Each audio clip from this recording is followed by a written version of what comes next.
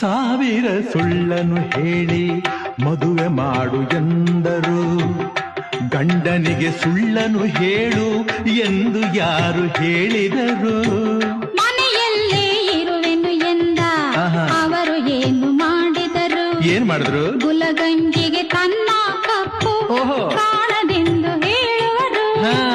ಮೈಸೂರು ಎಲ್ಲಿ ಎಂದು ಏಕೆ ಮರೆತು ಹೋದರೋ? ಮೈಸೂರು ಎಲ್ಲಿ ಎಂದು ಏಕೆ ಮರೆತು ಹೋದರೋ? ನಿಜವನ್ನೇ ಹೇಳಿ ಜಗದಿ ಯಾರು ಸುಖವ ಹೊಂದಿದರು? ಆಗ ಹೇಳುವುದು ಒಂದು, ಮಾಡುವುದು ಇನ್ನೊಂದು. ನಂಬುವುದು ಹೇಗೋ ಕಾಣೆ ಪದ್ಮಾವತಿ ಪತಿ ತಿರುಪತಿ ಶ್ರೀ ವೆಂಕಟಾಚಲಪತಿ.